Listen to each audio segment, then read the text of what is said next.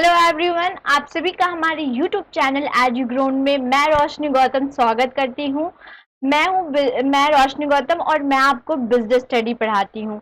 तो बच्चों, हमने वन शॉट वीडियो सारे कंप्लीट कर लिए, सारे चैप्टर का अगर आपने नहीं देखा तो आप उसे देखिए। सारे कंसेप्ट बिल्कुल लेमैन लैंग्वेज में मैंने समझाया है, तो सारे कंसेप्ट आपके क्लियर हो जाएंगे, राइट। और उसके बाद हम क्वेश्चन आंसर की सीरीज में चल रहे हैं। तो हमने क्या किया, स्टाफिंग हो गया, डायरेक्टिंग हो गया, जो कि पार्ट 1 में आता है कंट्रोलिंग, उसके सारे चैप्टर भी कर लिया, जिसके साथ क्वेश्चन आंसर्स भी कर लिए, राइट। उसके बाद आता है पार्ट बी में आपका फर्स्ट चैप्टर है फाइनेंशियल मैनेजमेंट।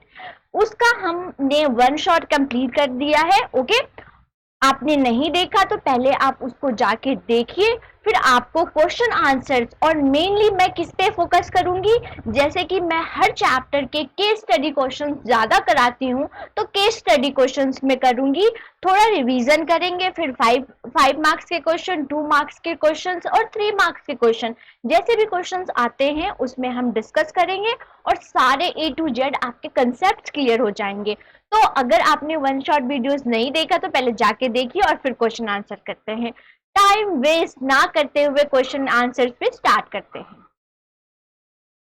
तो क्वेश्चन आंसर करना है, फाइनेंशियल मैनेजमेंट है। तो चलो, अब जिसने देखा तो देख लिया, अगर नहीं देखा तो आप जाके देख लिए, क्योंकि अगर आपने वन शॉट नहीं देखा तो क्वेश्चन आंसर आप नहीं कर पाओगे, राइट। तो सबसे पहले आप क्या करोगे, वन शॉट देखिए, फिर क्वेश्चन आंसर देखेंगे। थोड़ा सा रिवाइज करते हैं। तो फाइनेंशियल मैनेजमेंट क्या होता है बच्चों? फाइनेंशियल मैनेजमेंट मतलब कि आपके पास, अगर आपका ऑर्गेनाइजेशन है, बिजनेस ऑर्गेनाइजेशन है, आप बिजनेसमैन हो, तो फाइनेंस को कैसे ऑर्गेनाइज करोगे, उसका बेस्ट यूटिलाइजेशन किस चीज में इन्वेस्ट करोगे कि उसका बेस्ट यूटिलाइजेशन हो, दैट इज फाइनेंशियल मैनेजमेंट। क्या हुआ, उसका वेस्टेज ना हो, हमें कॉस्ट ज्यादा बियर ना करना पड़े, ये सब क्या है, फाइनेंशियल मैनेजमेंट। चलिए, फिर आता है फाइनेंशियल डिसीजन, मतलब कि एक बिजनेसमैन कैसे फाइनेंशियल डिसीजन लेगा। फर्स्ट जो है वो क्या है, इन्वेस्टमेंट डिसीजन, मतलब वो वर्किंग कैपिटल जो डे टू डे एक्सपेंडिचर होता है, या फिक्स कैपिटल जो कि लॉन्ग टर्म इन्वेस्टमेंट होता है, उस पे इन्वेस्ट करेगा, ओके। तो इन्वेस्टमेंट डिसीजन के बाद आता है financial decision. Financial decision means कि आप फाइनेंस कहाँ कहाँ से ले रहे हो, शेयर से ले रहे हो, इक्विटी से ले रहे हो, डिविडेंड से ले रहे हो, कहाँ से ले रहे हो, कौन से ऑर्गेनाइजेशन से ले रहे हो, that is financial decision, right. फिर आता है डिविडेंड डिसीजन। डिविडेंड डिसीजन क्या होता है बच्चों, कि मतलब आफ्टर पेइंग टैक्स, और जो आपके पास प्रॉफिट बचा तो वो कहाँ कहाँ डिस्ट्रीब्यूट करोगे और किस किस को दोगे अपना प्रॉफिट शेयर, तो दैट इज डिविडेंड डिसीजन। मैंने शॉर्ट में आपको पढ़ा दिया है, अगर आपको डिटेल में पढ़ना है तो आपको वन शॉट वीडियो जाके देखना पड़ेगा। चलिए आगे बढ़ते हैं। फिर आता है फिक्स कैपिटल। इस पे बहुत सारी केस स्टडी आती है, तो हमें पता होना चाहिए फिक्स कैपिटल क्या होता है। चलिए इसको थोड़ा डिटेल में पढ़ लेते हैं। देखिए, फिक्स कैपिटल डिसीजन होता है इन अ लॉन्ग टर्म। हमेशा याद रखना, कभी भी अगर कोई इन्वेस्टमेंट लॉन्ग टर्म के लिए करना चाहे तो उस पे क्या होता है, fix capital investment. Investment in fix asset is for longer duration, जो कि हमने पढ़ा कि लॉन्ग टाइम के लिए जब कोई इन्वेस्टमेंट बिजनेसमैन करता है, that is fix capital, and they must be finance through the long term sources of capital. और वो कौन से सोर्सेज से लेगा, कि जिससे वो लॉन्ग टर्म के लिए फाइनेंस ले सके, ठीक है। Decision relating to fixed capital infused huge capital funds are not be reversible without incurring the heavy loss। मतलब आप सिंपल टर्म में हम समझना चाहे, जब कोई बिजनेसमैन अपना इन्वेस्टमेंट लॉन्ग टर्म के लिए करना चाहे तो फिक्स कैपिटल इन्वेस्टमेंट होता है। एग्जाम्पल क्या हो गया, बिल्डिंग हो गया, मशीन्स हो गए, इन सब पे अगर वो बिजनेसमैन करना चाहेगा इन्वेस्टमेंट जो कि लॉन्गर ड्यूरेशन के लिए होगा, वो होगा फिक्स कैपिटल।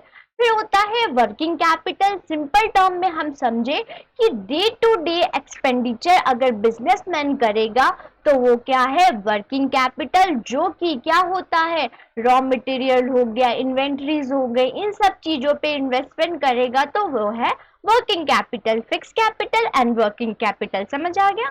फिर अब हम केस स्टडी पहले नहीं करेंगे, हम पहले क्या करेंगे, 5 मार्क के क्वेश्चन।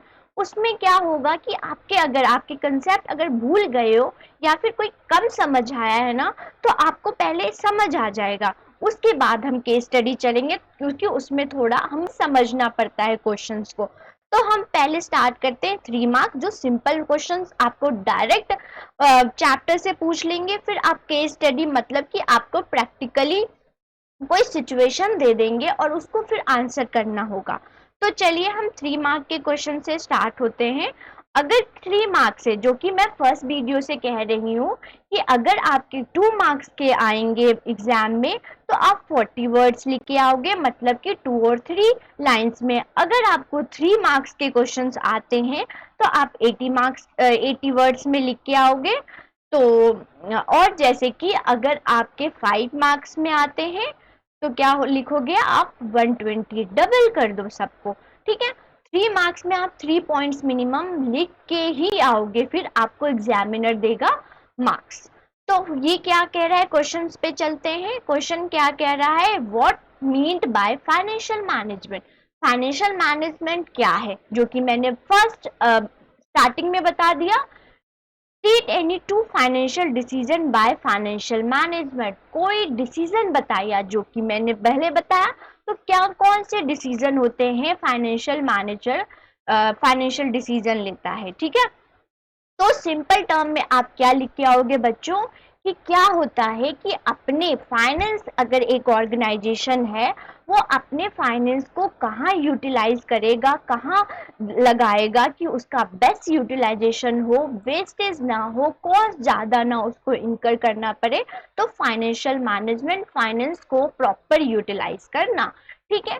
फाइनेंशियल डिसीजन क्या है, फर्स्ट है, मेरे साथ बोलिए, फर्स्ट क्या है, इन्वेस्टमेंट डिसीजन, मतलब कि वर्किंग कैपिटल पे इन्वेस्ट करेगा या फिक्स कैपिटल, उस ऑर्गेनाइजेशन की नीड क्या है। अगर उसको रॉ मटेरियल बाय करना है, उसको रॉ मटेरियल चाहिए, तो ऑब्वियस है वो फिक्स कैपिटल पे इन्वेस्ट नहीं करेगा, वो क्या करेगा, वर्किंग कैपिटल पे, ठीक है।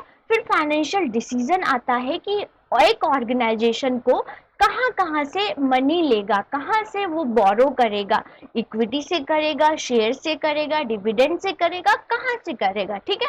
फिर आता है डिविडेंड डिसीजन, मतलब उसको आफ्टर पेइंग द टैक्स, उसके बाद जो प्रॉफिट है वो कहाँ कहाँ डिस्ट्रीब्यूट करेगा, ये उसके होते हैं फाइनेंशियल डिसीजन, ठीक है। तो आप ऐसे लिख के आओगे।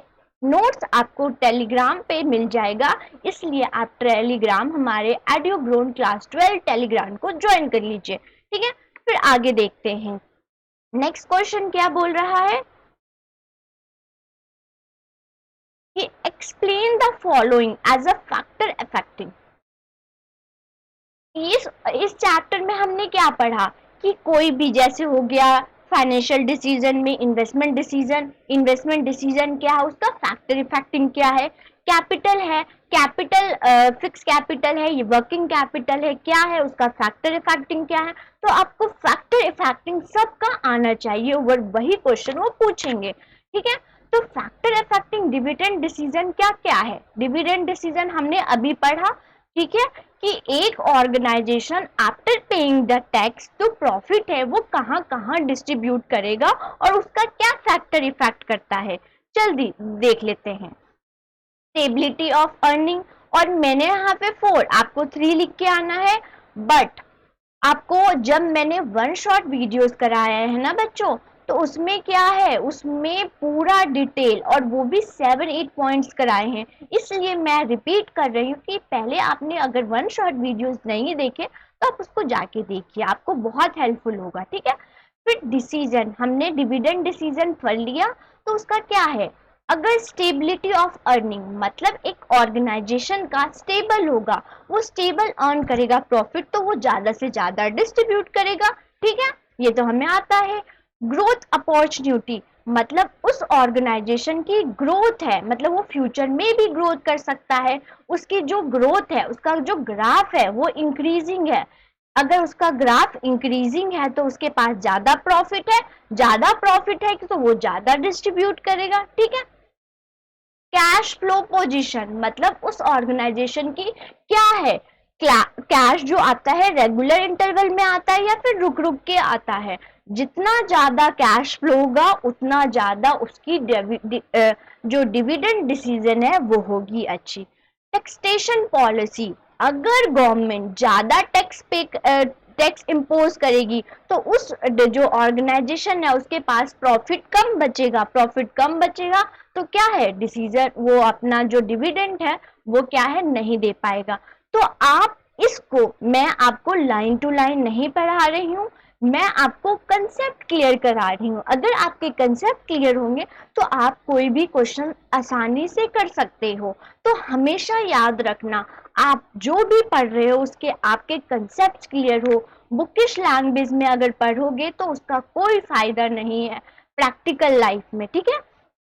तो स्टेबिलिटी ऑफ अर्निंग मतलब उसकी स्टेबिलिटी जितनी होगी अर्निंग की उतना डिविडेंड होगा, ग्रोथ अपॉर्चुनिटी जितनी होगी उतना उसका डिविडेंड होगा, डिसीजन अच्छा होगा, कैश फ्लो भी वर्क करेगी। टैक्सेशन पॉलिसी इसीलिए कहा जाता है कि कम से कम टैक्स जो बिजनेसमैन है उस पर इम्पोज करना चाहिए ताकि वो ज्यादा से ज्यादा इन्वेस्टमेंट कर सके। ज्यादा से ज्यादा इन्वेस्टमेंट करेगा तो वो क्या है, इकोनॉमी के लिए हेल्पफुल है। चले, समझ आ गया। नेक्स्ट क्वेश्चन, ये आपको मिल जाएगा टेलीग्राम पे नोट्स, आप देख लीजिएगा, पढ़ लीजिएगा। फिर भी कुछ समझ नहीं आता तो आप कभी भी कमेंट सेक्शन पे पूछ सकते हैं। चलिए, फिर आता है what do you mean by financial decision. 3 type के डिसीजंस पढ़े हमने। क्या होते हैं decision, state any 4 factor affecting the financial decision. मैंने क्या कहा, इसमें आपको एक कंसेप्ट है, उसका फैक्टर इफेक्टिंग है। सब में कैपिटल, फिक्स कैपिटल क्या है उसकी फैक्टर इफेक्टिंग क्या है, फाइनेंशियल डिसीजन क्या है उसकी फैक्टर इफेक्टिंग क्या है, पूरा चैप्टर इसी से है, ठीक है। तो सारे आपको आने चाहिए। फिर क्या है फाइनेंशियल डिसीजन, क्या क्या होता है, चलिए पढ़ लेते हैं। Financial deals with quantum of finance to be raised from long-term sources, debt, equity. In other words, it refers to the determination as how the total fund required by the business will be obtained from various long-term sources. There should be a proper balance between debt and share capital. It is influence the market price of share and cost of capital. इसमें simple term में अगर हम समझना चाहें तो financial decision वो decision होता है जब ऑर्गेनाइजेशन डिसीजन लेता है कि उसको कहाँ से फंड रेज करना है जिससे उसका जो कॉस्ट है वो कम हो और उसका जो रेट ऑफ इंटरेस्ट है वो भी उसका कम हो। तो रेट ऑफ इंटरेस्ट क्या होता है, कॉस्ट होता है। तो वो वहां से अपना जो है मनी रेज करेगा जहां पे उसको कॉस्ट और कम लगेंगी। जैसे कि हो गया इक्विटी, हो गया शेयर्स, हो गए लोन्स रेज करेगा बैंक से, इंडियन बैंक से, इंटरनेशनल बैंक से। तो ये सारे हैं क्या है, फाइनेंशियल डिसीजन। समझ आ गया। अब फैक्टर इफेक्टिंग भी कर लेते हैं। फैक्टर इफेक्टिंग क्या है, कॉस्ट मतलब अगर वो कहीं से भी अगर वो लोन ले रहा है तो उसका कॉस्ट मिनिमम होना चाहिए।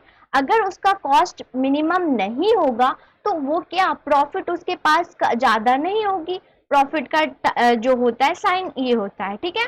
तो कॉस्ट कम से कम होना चाहिए तभी वो उसके लिए एक बिजनेसमैन के लिए अच्छा है। तो ये हो गया। कैश, कैश पोजीशन क्या है, तो कैश फ्लो क्या होता है, फैक्टर इफेक्टिंग कैश। जो फाइनेंशियल डिसीजन वो कैसे इफेक्ट करता है कि कैश फ्लो मतलब कि कंपनी के पास हमेशा कैश होना चाहिए। जैसे ही इमरजेंसी होगा उसमें वो क्या करेगा, इन्वेस्ट कर देगा। जैसे ही उसकी रिक्वायरमेंट होगी वो उसको मीट कर पाएगा। ज्यादा कैश फ्लो तो वो ज्यादा वो टैकल कर पाएगा day to day expenditure like what, working capital, ठीक है। फिर आता है कंट्रोल कंसिडरेशन मतलब कि ज्यादा लोगों के पास कंट्रोल होगा तो फाइनेंस अच्छा, ऑर्गेनाइजेशन अच्छा वर्क नहीं कर पाएगी। तो कम से कम शेयर होना चाहिए, कम से कम शेयर होल्डर होने चाहिए ताकि ज्यादा से ज्यादा कंपनी अर्न कर पाए।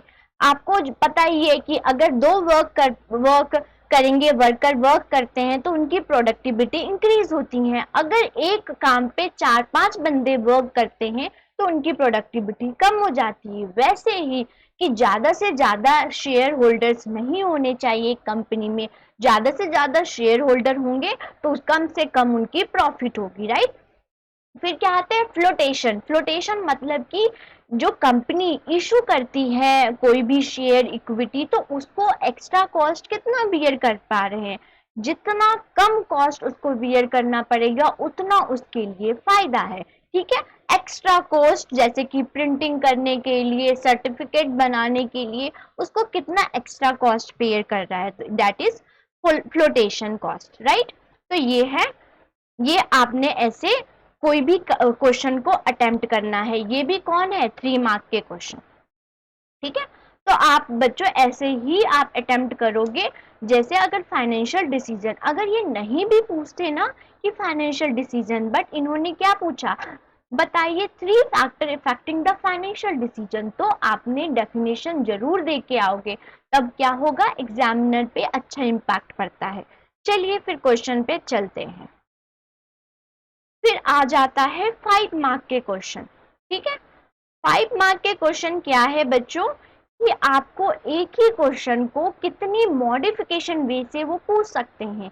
जैसे आप इधर ही देखो, explain any 4 factor which determine the choice of capital structure of the company. मैंने बताया था ना, फैक्टर अफेक्टिंग ही इस पूरा चैप्टर है। तो मतलब 4 फैक्टर बताइए जिससे क्या होगा, कैपिटल स्ट्रक्चर इफेक्ट करेगा। उसी क्वेश्चन को और वे से कैसे पूछ सकते हैं, जैसे क्या हो गया, explain the following factor affecting the choice of capital, ठीक है। उन्होंने दे दिया पहले रिटर्न ऑफ इन्वेस्टमेंट, ठीक है, return of investment, risk consideration, flexibility, control, ये सारे क्या है, factor affecting the capital structure. फिर इसी क्वेश्चन को और वे से कैसे पूछ सकते हैं, explain the following factor affecting the choice of capital structure. मतलब इसी चीज को किसी और वे से कैसे पूछ सकते हैं, जैसे कैश फ्लो पोजीशन हो गया, फ्लोटेशन कॉस्ट हो गया, जिसके भी कॉस्ट ऑफ इक्विटी हो गया, स्टॉक मार्केट कंडीशन हो गया। एक ही क्वेश्चन को डिफरेंट वे से पूछना, इसीलिए मैं ये क्वेश्चन लेके आई हूँ, ठीक है, ताकि आपको पता हो जाए कि कैसे क्वेश्चन एग्जाम में पूछा जाता है। Determination of capital structure of company is influenced by the number of factor, explain the 4 of them. मतलब देखिए, सब में क्या है, कैपिटल स्ट्रक्चर, और कैपिटल स्ट्रक्चर को कौन से फैक्टर इफेक्ट करेंगे ये बता दीजिए। सबका मेन मोटिव क्या है, यही है। तो ऐसे डिफरेंट वे से आपको पूछ सकते हैं, तो आप डरिएगा मत, उसको डट के सामना करना है, ठीक है। चलिए आगे क्वेश्चंस देखते हैं। चलिए 1 by 1 factor affecting the capital structure भरते हैं, ओके। चलिए देखिए, various factor influence the capital structure, कौन कौन से हैं, कैपिटल स्ट्रक्चर मतलब क्या है, fix capital, long term investment, position of cash flow. मतलब कि अगर एक ऑर्गेनाइजेशन है उसके पास कैश है, वो अनफोर्सीन, जैसे कि कोई इमरजेंसी हो गया, कोई रिक्वायरमेंट होगी, कोई नीड हो गया, तो उसको फुलफिल कर रहा है, उसकी क्या है, उस ऑर्गेनाइजेशन की कैश फ्लो अच्छी है, वो हर सिचुएशन को टैकल कर रहा है। हर जो भी ऑर्गेनाइजेशन में प्रॉब्लम आ रही है रिलेटेड टू फाइनेंस, वो क्या कर रहा है, वो उसको टैकल कर रहा है। तो एक ऑर्गेनाइजेशन में अगर कैपिटल स्ट्रक्चर अच्छा होगा, मतलब कैश होगा, तो कैपिटल स्ट्रक्चर होगा अच्छा, राइट, ये समझ आ गया। फिर रिटर्न ऑन इन्वेस्टमेंट, अगर कोई ऑर्गेनाइजेशन इन्वेस्टमेंट कर रहा है तो उसका क्या होगा, हाई रिटर्न आना चाहिए, तभी वो फर्दर इन्वेस्टमेंट करेगा। अगर उसका हाई रिटर्न नहीं होगा तो क्या होगा, वो फर्दर इन्वेस्टमेंट नहीं करेगा। तो उस चीज पे इन्वेस्टमेंट करेगा, उस इन्वेस्टमेंट करेगा कैपिटल स्ट्रक्चर पे जहां पे ज्यादा से ज्यादा रिटर्न होगा, राइट। कॉस्ट ऑफ कैपिटल मतलब कि उस कैपिटल को रेज करने में, कोई भी हो गया, इक्विटी हो गया, डेट हो गया, शेयर्स हो गए, कुछ भी हो गया, तो उसको रेज करने में उसको कैपिटल को कितना, एक बिजनेसमैन को कितना कॉस्ट बियर कर रहा है, ठीक है। तो ये है lower the cost, higher the returns, higher the investment, और उससे क्या है, कैपिटल स्ट्रक्चर अच्छा है। तो यही है, सिंपल वे से हमने समझना है। फिर है रिस्क कंसिडरेशन, मतलब कि एक ऑर्गेनाइजेशन में कैपिटल स्ट्रक्चर का रिस्क क्या है। एक होता है बच्चों, कौन सा होता है, फाइनेंशियल रिस्क, मतलब कि ऑर्गेनाइजेशन में फाइनेंशियल रिस्क किस प्रकार का हो सकता है, जैसे कि पेमेंट अच्छे से कर रहा है, प्रेफरेंस डिविडेंड अच्छे से दे रहा है, प्रॉफिट डिस्ट्रीब्यूशन अच्छे से हो रहा है, इंटरेस्ट पेमेंट कर रहा है, अगर उसने डेप्ट लिया है, लोन लिया है, तो उसका इंटरेस्ट भी तो पे करेगा। तो क्या हो गया, फाइनेंशियल रिस्क, कि वो प्रॉपर वे से अपना जो उसने पेमेंट लिया या फिर एम्प्लॉयज को हायर किया उसको रेगुलर पेमेंट कर रहा है या नहीं। फिर आता है बिजनेस रिस्क। बिजनेस रिस्क मतलब कि ऑपरेशन, अगर कोई ऑर्गेनाइजेशन है, ऑपरेट कर रहा है ऑर्गेनाइजेशन, तो उसमें क्या रिस्क है, उसमें क्या उसकी लायबिलिटीज हैं, क्या उसका एसेट है, ये सब चीजों का देखना क्या है, बिजनेस रिस्क। फिर चलते हैं फ्लेक्सिबिलिटी, मतलब कि एक ऑर्गेनाइजेशन अगर कोई फाइनेंस रेज करता है, कैपिटल स्ट्रक्चर रेज करता है, तो उसमें फ्लेक्सिबल होना चाहिए। डेट में जो होता है फ्लेक्सिबिलिटी कम है, तो वो डेट पे नहीं जाएगा, वो इक्विटी पे जाएगा, ठीक है। फिर आता है cost of equity. Cost of equity क्या है, कि मतलब कि इक्विटी पे कितना कॉस्ट लग रहा है, वो जब इक्विटी जाता है, जब उसको रेट ऑफ इंटरेस्ट कितना पे करना पड़ रहा है, जितना कम इक्विटी, जितना कम rate of interest capital structure, उतना अच्छा, ठीक है। फिर आता है कंट्रोल। इक्विटी पे क्या होता है, डेट पे क्या होता है बच्चों, सॉरी इक्विटी पे नहीं, डेट पे क्या होता है, हाई चांस ऑफ क्या होता है, कंट्रोल होता है। शेयर होल्डर्स क्या होते हैं, ज्यादा होते हैं। क्यों होते हैं, क्योंकि जैसे ही अगर वो कंपनी लॉस फेस कर रही है, तो शेयर होल्डर मतलब कि उस लॉस को सब बियर करेंगे। तो कंट्रोल क्या होता है, डेट में ज्यादा होता है। डेट क्या होता है, जब हम लोन लेते हैं, ठीक है, लाइबिलिटीज होती है किसी कंपनी पे, दैट इज डेट। फिर आता है फ्लोटेशन। फ्लोटेशन क्या होता है बच्चों, सॉरी, फ्लोटेशन क्या होता है, अभी हम मैंने बताया, चलिए कमेंट सेक्शन में लिखिए। फ्लोटेशन क्या होता है, कि एक ऑर्गेनाइजेशन कोई भी शेयर्स इक्विटी अर्न करने के लिए, रेज करने के लिए कितना एक्स्ट्रा कॉस्ट बियर कर रही है, एक्स्ट्रा कॉस्ट, दैट इज क्या होता है, फ्लोटेशन कॉस्ट। समझ आ गया। फिर आता है स्टॉक मार्केट। स्टॉक मार्केट देखिए, इक्विटी में, स्टॉक मार्केट में आपने इकोनॉमिक्स में पढ़ा होगा कि two types of economy cycles होते हैं, एक इन्फ्लेशन होता है, डिफ्लेशन, जिसको बूम भी कह सकते हैं, और एक को डिफ्लेशन भी बोलते हैं। बूम टर्म पे क्या होता है, बूम टाइम पे, जिसको हम बुलिश फेज भी बोलते हैं, तो इजी होता है कि इक्विटी से ज्यादा क्या होता है, फंड रेज कर सकते हैं, प्रॉफिट अर्न कर पाते हैं।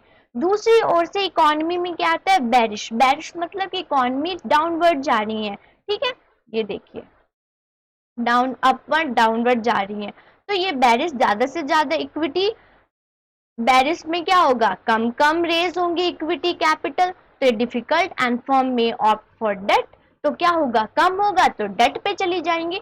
तो इसमें से मेनली क्या है, कि वो डेट से ले रहा है या फिर इक्विटी से ले रहा है, वो एक फाइनेंशियल ऑर्गेनाइजेशन डिसाइड करेगा कि उसको कब क्या डिसाइड करना है।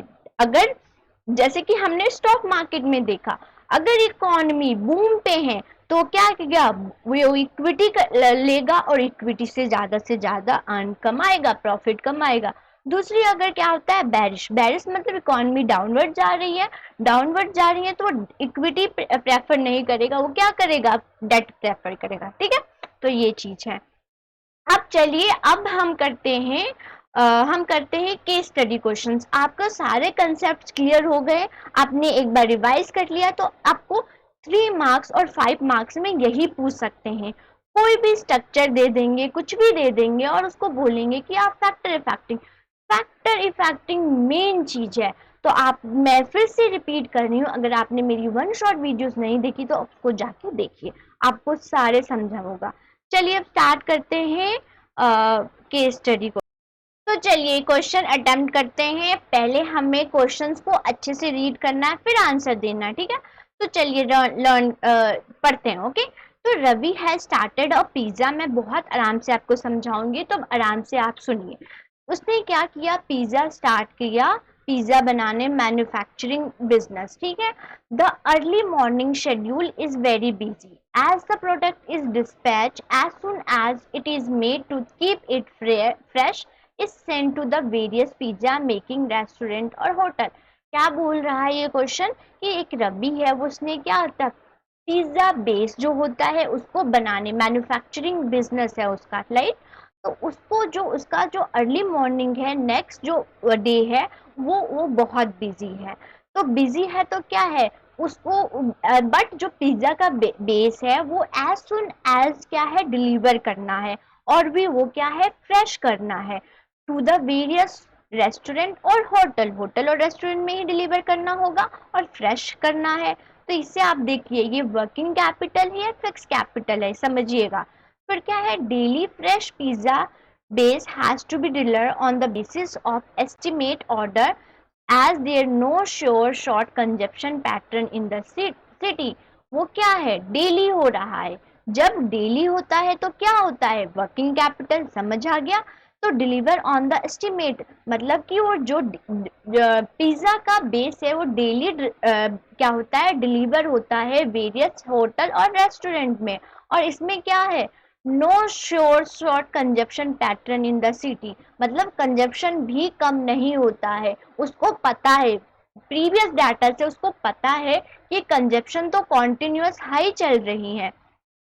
तो हमने ये क्वेश्चन ये पूरा पढ़ लिया, इससे हम क्या कंक्लूज, देखिए डेली है तो वर्किंग कैपिटल है, मैन्युफैक्चरिंग है, अगर मैन्युफैक्चरिंग कर रहा है तो वर्किंग कैपिटल है। तो इन सब चीजों पे आप ध्यान दीजिएगा, तो आपका जो क्वेश्चन है वो बहुत इजीली वे से हो जाएगा। तो what do you think is going to be the working capital requirement of this business. तो वह आप बताइए कि वर्किंग कैपिटल क्या हाई होगा या लो होगा, चलिए आंसर देते हैं। तो working capital requirement of this business will be low, मतलब कि उसका जो वर्किंग कैपिटल है वो लो होगा, हाई नहीं होगा। क्यों, क्योंकि कि low requirement is that production cycle for pizza, जो पिज्जा का जो बेस बनता है ना बच्चों, वो क्या बनता है, बहुत शॉर्ट टर्म में बन जाता है। जैसे ही डिमांड हुई वैसे ही सप्लाई कर लो, उसका जो जेस्टेशन पीरियड है बहुत कम है, तो शॉर्ट शॉर्ट में बन जाता है, बेसिस शॉर्ट। तो production is made on estimated order, no inventory is required which is further prevent the inventory cost. तो जो पिज्जा का बेस है वो जल्दी से जल्दी बन जाता है, उसकी प्रोडक्शन क्या होती है, जल्दी से जल्दी बन हो जाता है। तो उसको रवि को क्या होगा, इन्वेंट्री में स्टॉक करके नहीं रखेगा, तो इससे क्या होगा, रवि को क्या फायदा हो रहा है कि उसका जो इन्वेंट्री कॉस्ट है, वर्किंग कैपिटल लो होने की वजह से इन्वेंट्री कॉस्ट भी बच रहा है। तो आप ऐसे क्वेश्चन का आंसर देके जाइएगा तो आपको इजी से हो जाएगा। फिर चलिए सेकंड क्वेश्चन देखते हैं। चलिए क्वेश्चन देखते हैं। हॉट विंटर है is a premium sweater making company, एक कंपनी है हॉट विंटर, वो क्या स्वेटर बनाती हैं। दो sweater are the warm in many countries and they are very high quality। क्या होता है, उस स्वेटर का जो डिमांड है बहुत सारी कंट्रीज में है और वो बहुत अच्छी क्वालिटी की है। For the 6 months of the year is almost without work, but remaining 6 months it is busy in preparing almost 10 million sweater of its customer in the different part of the world। Hot winter एक company है, वो sweater बनाती है, बहुत अच्छी quality की बनाती है और वो जो है वो वार्म भी बहुत ज़्यादा करती है। बट प्रॉब्लम क्या है कि वो 6 मंथ है, वो बहुत ज़्यादा से ज़्यादा स्वेटर बनाती हैं, जैसे कि 10 मिलियन स्वेटर बना लेती हैं 6 मंथ में। और दूसरी तरफ देखा जाए तो 6 मंथ क्या होती है, उनके पास वर्क ही नहीं होता क्योंकि समर आ जाता है, तो विंटर जो स्वेटर की जरूरत नहीं पड़ता। तो क्वेश्चन में पूछ रहा है आपसे कि what do you think is going to be working capital requirement of this company and what. आपको क्या लगता है, वर्किंग कैपिटल हाई होगा या लो होगा, चलिए आंसर देते हैं। The working capital requirement of this company will be high. क्यों, क्यों हाई है, चल देखिए मैं आपको फिर समझाऊंगी, एक बार क्वेश्चन को रीड कर लीजिए। So the company is almost without the work for 6 months, Yet for the remaining 6 months, it produced almost 10 million sweater, thus required a huge working capital since the scale of operation is large. मान लिया कि 6 जो month है वो without कोई demand है, लोग उनके पास डिमांड नहीं होता, बट उनके पास जो 6 है मंथ है वो क्या है, 10 मिलियन स्वेटर बनाने का। वो 6 मंथ इतने ज्यादा अर्न कर लेते हैं, इनका उनका जो ऑपरेशन कॉस्ट है वो ज्यादा से ज्यादा है। तो ये इससे क्या हम समझ रहे हैं कि जो उनकी वर्किंग कैपिटल है वो हाई है। समझ आ रहे हैं क्यों हाई है?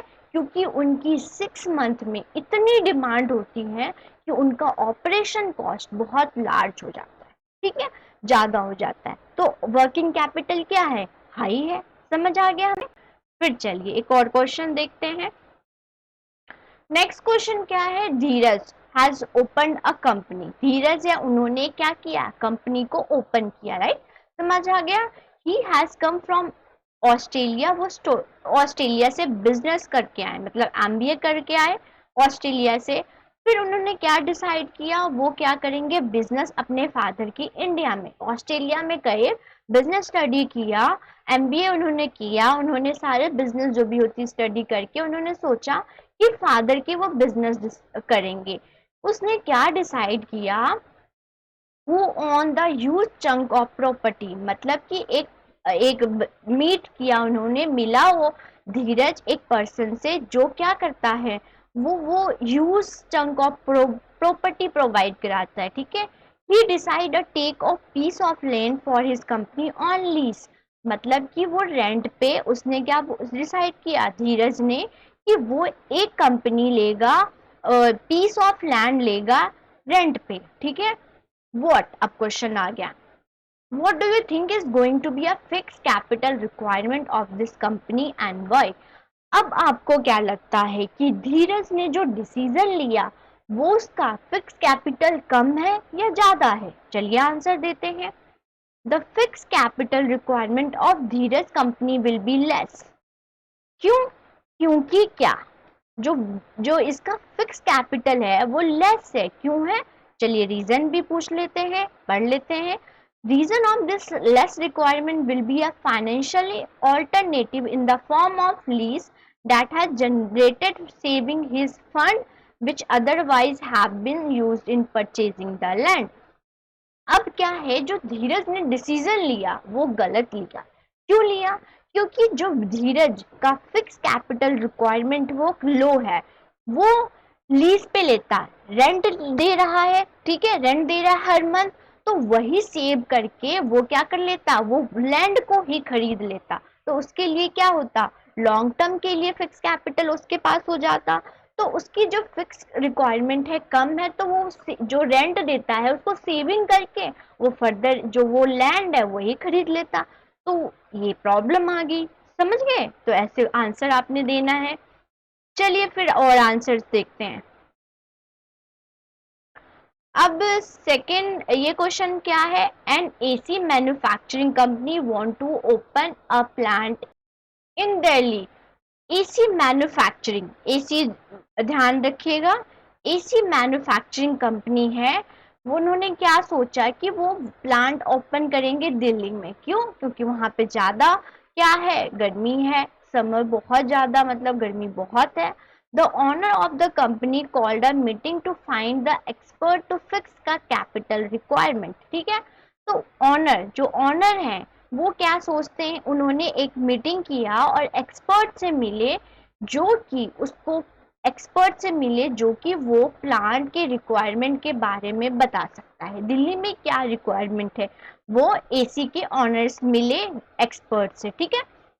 The requirement process of potential employees who will be working in the plant will be started सून।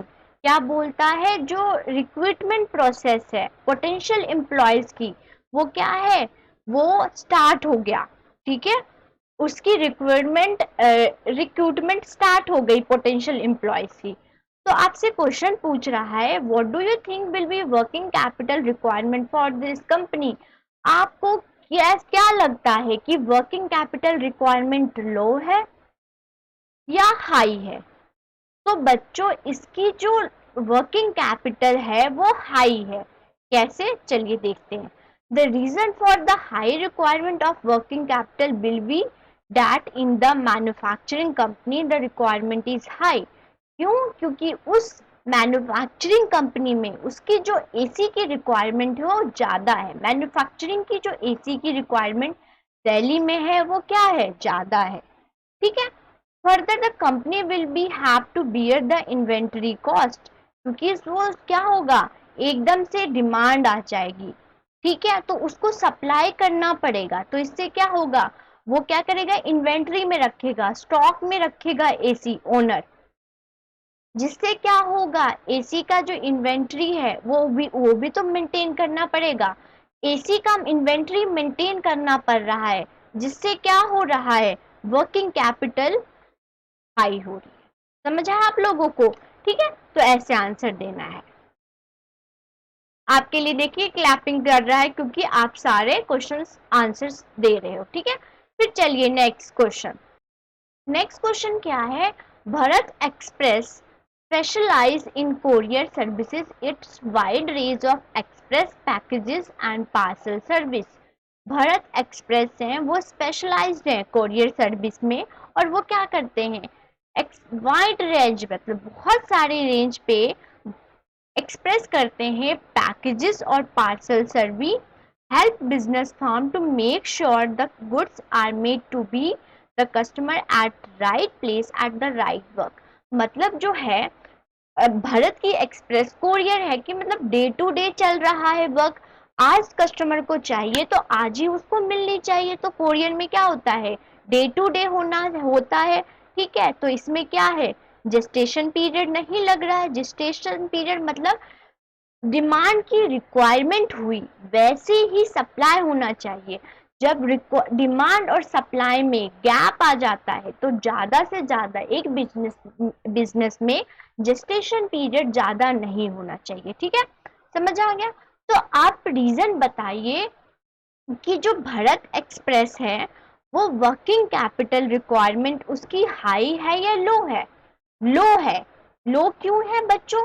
क्योंकि जो भारत एक्सप्रेस है उसका सर्विस क्या है, सर्विस है कोरियर का, मतलब डे टू डे हो रहा है। उसमें क्या होगा, उसको इन्वेंट्री नहीं लगानी पड़ेगी, इन्वेंट्री कॉस्ट नहीं लगानी पड़ेगी, जिसकी वजह से क्या हो रहा है, वर्किंग कैपिटल लो हो रहा है। तो ऐसे आपके स्टडी करके आइएगा और ये आपके 2 मार्क्स में पूछ सकते हैं। ठीक है, तो आप ऐसे आंसर दीजिएगा कि आप देख लीजिए कि अगर उसको डेली चीजें देने आ रही हैं तो इन्वेंट्री रख के क्या करोगे, इन्वेंट्री स्टॉक रख के क्या करोगे? पहले में क्या था, जो एसी मैन्युफैक्चरिंग था उसका एकदम से डिमांड हो सकता था। तो एकदम से डिमांड मतलब इसका डेली टू डेली वर्क नहीं होता था ना, तो इसको इन्वेंट्री रखना पड़ता है। इन्वेंट्री रखना पड़ रहा है मतलब वर्किंग कैपिटल क्या हो रहा है, इसकी ज्यादा हो रही है। ठीक है, ऐसे आंसर दीजिएगा। चलिए फिर से अब हम नेक्स्ट क्वेश्चन करते हैं। अब क्या है, इंडियन लॉजिस्टिक। लॉजिस्टिक मतलब कि गुड्स जो शिप के द्वारा गुड्स को एक प्लेस से दूसरे प्लेस पे ले जाया जाता है। On warehouses arrangement at the key location across the country, its warehouses services help business firm to reduce their overhead, increase efficiency and cut down distribution of time। Indian logistic की वजह से क्या है, अपने अपने मतलब आपने बंदरगाह सुना होगा, समुद्र है यहाँ पे वेयर हाउसेस बना दिया गया। ठीक है, हर जगह जहाँ पे है हर जगह अपने अपने क्या लोकेशन पे अरेंजमेंट लिया गया है और वेयर हाउसेस बना दिया गया है। ठीक है, हर बंदरगाह पे बोलते हैं हिंदी में। Its warehouses service help the business fund to reduce the overhead and increase.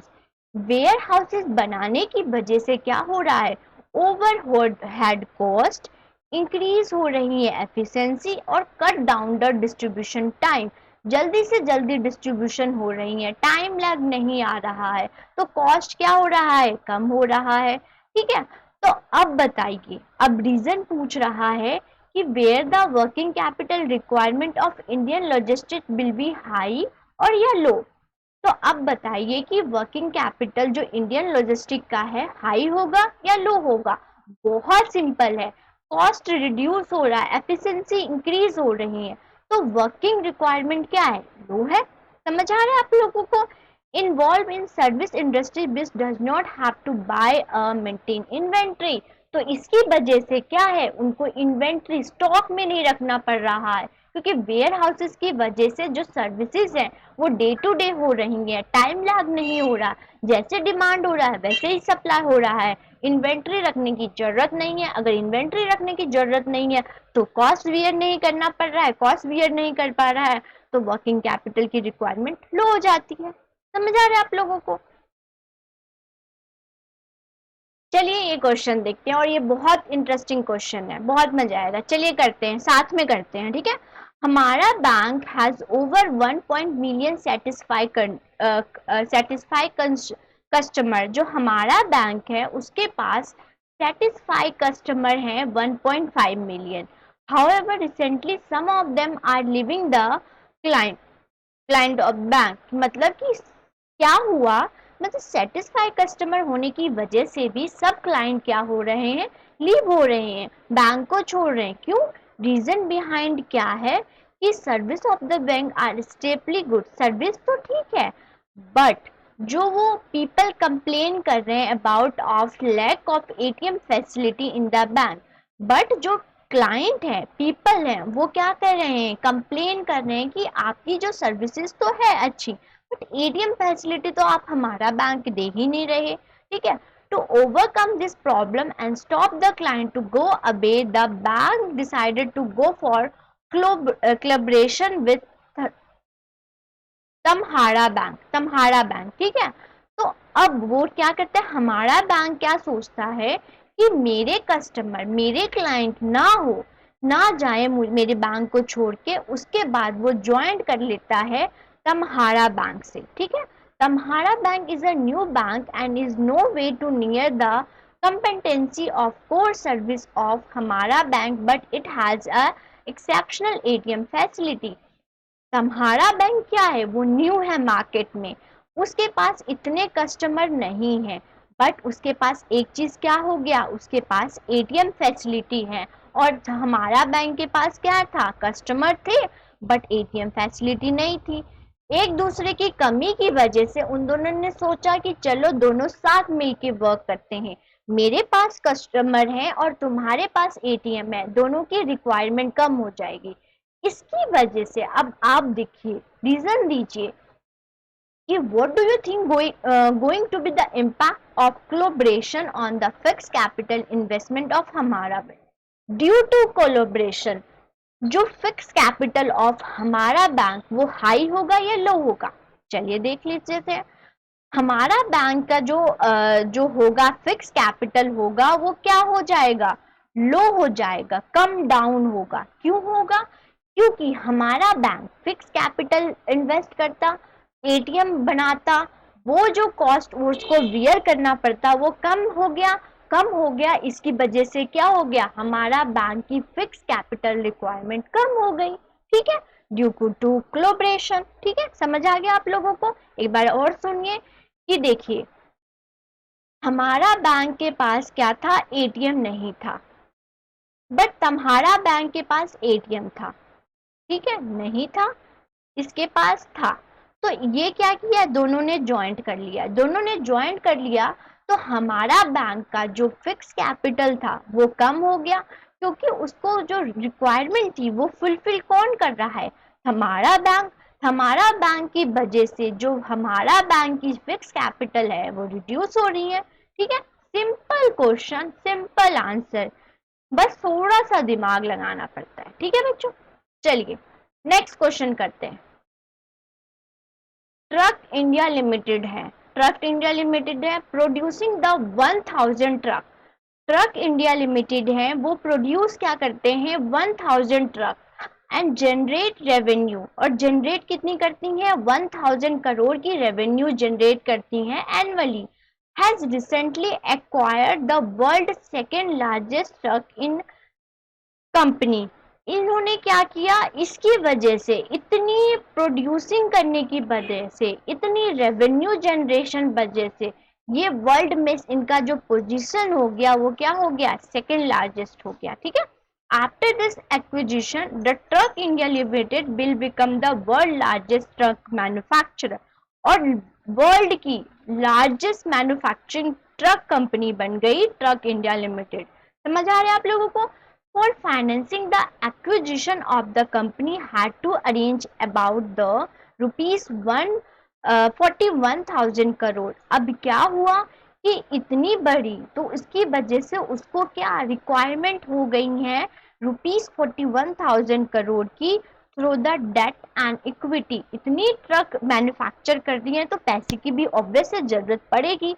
तो आप बताइए, state the function perform by the company for arranging the investment debt and equity. मतलब हमने कौन कौन सी डिसीजन पढ़ा, एक पढ़ा इन्वेस्टमेंट डिसीजन, एक डिविडेंड डिसीजन, और दूसरा क्या पढ़ा, फाइनेंशियल डिसीजन। अब ट्रक इंडिया लिमिटेड को कौन सा डिसीजन लेना पड़ेगा, डेट और इक्विटी। हमने फाइनेंशियल डिसीजन में क्या पढ़ा था, फाइनेंशियल डिसीजन में एक ऑर्गेनाइजेशन, एक कंपनी कौन कौन से सोर्सेस से इनकम जनरेट करेगी। सोर्सेस क्या हो गया, डेट हो गया, इक्विटी हो गई। तो यहाँ पे जो ट्रक इंडिया लिमिटेड है वो क्या कर रही है, फाइनेंशियल डिसीजन ले रही है। सिंपल, ठीक है। फाइनेंशियल डिसीजन लेगी तभी तो वो रेज कर पाएंगी 41,000 करोड़। ठीक है, सिंपल है। चलिए नेक्स्ट क्वेश्चन, नेक्स्ट क्वेश्चन देखते हैं। चलिए, an organisation is busy preparing financial blueprint. Blueprint आ गया, देखिए ध्यान दीजिएगा। For its future operation the idea is to create satisfactory amount of money which have to be there in the reach of the organization at the right time. Blueprint आ गया, ठीक है। What concept of financial management has been highlighted in the above case? आपको क्या लगता है कि organisation blueprint बना रही है, मतलब क्या ब्लूप्रिंट बनाते ही आपके बिल्कुल ही माइंड में आ जाना चाहिए कि प्लानिंग बना रही है। प्लानिंग बना रही है कि वो मैनेजमेंट करेंगी रिसोर्सेज को कहाँ कहाँ लगाना है, राइट। तो ब्लूप्रिंट आ गया तो प्लानिंग, मतलब ये फर्स्ट क्वेश्चन का आंसर हमें आ गया, प्लानिंग बना रही है। ठीक है, चलिए फिर देखते हैं, what are the financial plan made for the year known as. तो वो ये जो बना रही हैं वो क्या होगा, आंसर दीजिए। The twin objective of financial planning, sorry, तो ये आंसर सेकंड का है। The financial plan made for the year as known as budget.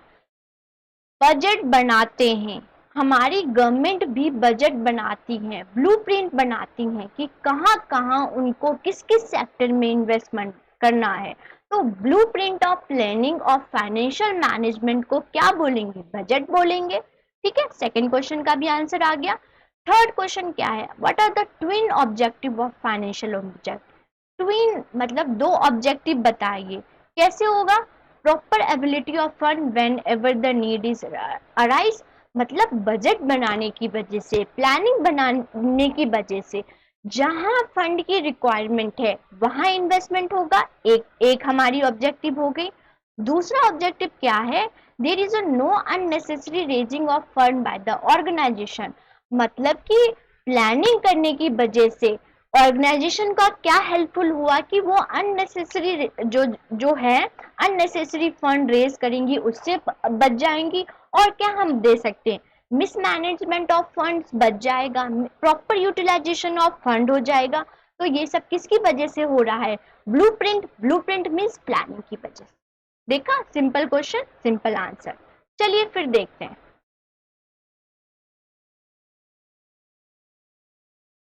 चलिए इसको ये क्वेश्चन करते हैं। ठीक है, ये भी केस स्टडी। मतलब मेरा मेन मोटिव क्या था, सिंपल क्वेश्चन आंसर तो आप कहीं से भी कर सकते हो और कहीं से भी आप इजीली अपने खुद से भी कर सकते हो, आप लोग स्मार्ट हो इंटेलिजेंट हो। बट थोड़ा सा केस स्टडी समझने में थोड़ी मुश्किल होती है। तो मेरा मेन मोटिव क्या है, आपको केस स्टडी कराना। तो मैं बहुत मतलब 10 to 15 क्वेश्चन लेके आई हूँ। इससे भी ज़्यादा आपको क्वेश्चन चाहिए तो मैं टेलीग्राम पे डाल दूंगी, आप उसको सॉल्व कीजिएगा। अगर फिर भी समझ नहीं आता तो मैं आप कमेंट सेक्शन में लिख दीजिएगा, मैं उसका स्पेशल वीडियो बना दूंगी, राइट। चलिए अब इस क्वेश्चन को भी एक कर लेते हैं। Company has expecting a sale increase 20% in comparison to the last year।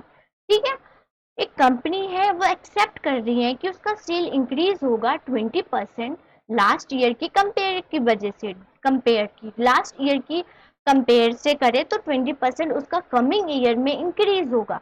Due to poor support from the economy situation around the increase turn out to be only 10%। 20 का एस्टिमेट किया था बट 10% वो अचीव कर पाई company. Company however अब prepare itself for this situation, it knew how to change its expense in financial case the sales increase goes down in comparison to the expectation। तो एक company कैसी planning करेंगी, क्या करेंगी जिसकी वजह से जो उसका 20% है वो आ जाए, इससे ज़्यादा होना चाहिए, इससे कम नहीं होना चाहिए। तो क्वेश्चन पढ़ते हैं, सिचुएशन पढ़ लिया, आप क्वेश्चन पढ़ते हैं। Identify the concept financial management which is highlighted in the above case. what do you have been the action taken by the company if the situation has different like increase in revenue 30%। मतलब कौन सी financial management highlight किया गया है above situation में, above case में, और कौन सी action लेंगी कंपनी ऐसी सिचुएशन में, डिफरेंट स्ट्रैटेजी अपनाएगी ताकि जो 30% मतलब कि 20 सोचा था 10 लेके आई, अब 10 नहीं 30 लेके आएंगी, समझ रहे हो। तो हम चलिए आंसर पढ़ लेते हैं। आंसर क्या है, the financial management highlight above case is financial management. क्यों, क्योंकि ये प्लानिंग ही तो कर रही है, प्लानिंग ही तो कर रही है कि हमें 20% लेके आना है, 10% क्या हुआ कम लेके आई, अब 30% लेके आनी है। तो प्लानिंग कर रही है ऑर्गेनाइजेशन और कंपनी। अब क्या होता है, the company would keep different item of expenditure in case of 30%। अब इस पे बहुत सारे आइटम पे वो एक्सपेंडिचर करेंगी, like what, would be having the more cash in hand. मतलब एक कंपनी अपने इमरजेंसी टाइम के लिए कैश इन हैंड रखेंगे, एक पॉइंट हो गया, ठीक है। दूसरा क्या कर सकते हैं, स्टार्ट न्यू प्रोजेक्ट कर सकती हैं, इन्वॉल्व मोर पर्सन, नए नए प्रोजेक्ट मतलब इम्प्लीमेंट कर सकती हैं, इन्वेस्ट कर सकती हैं जिससे उसका रिटर्न भी हाई हो, प्रॉफिट भी हाई हो।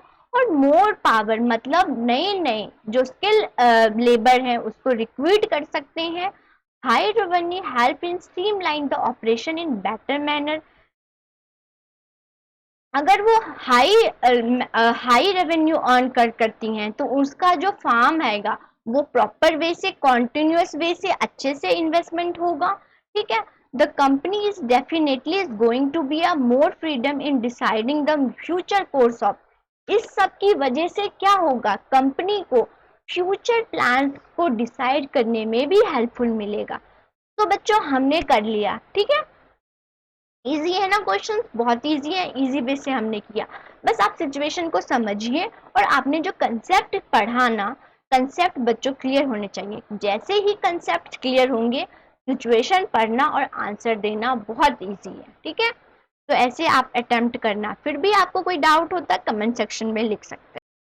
तो इसी के साथ जो आज का क्वेश्चन आंसर क्लास था बच्चों खत्म करते हैं। फिर भी अगर आपको कोई डाउट हो जाएगा कंसेप्ट क्लियरिटी में या क्वेश्चन चाहिए होगा तो कमेंट सेक्शन पे लिख सकते हैं। मैं और भी केस स्टडी क्वेश्चंस लेके आऊंगी एग्जाम टाइम पे। तब तक के लिए अपना ख्याल रखिए, पढ़ते रहिए। Good luck, bye.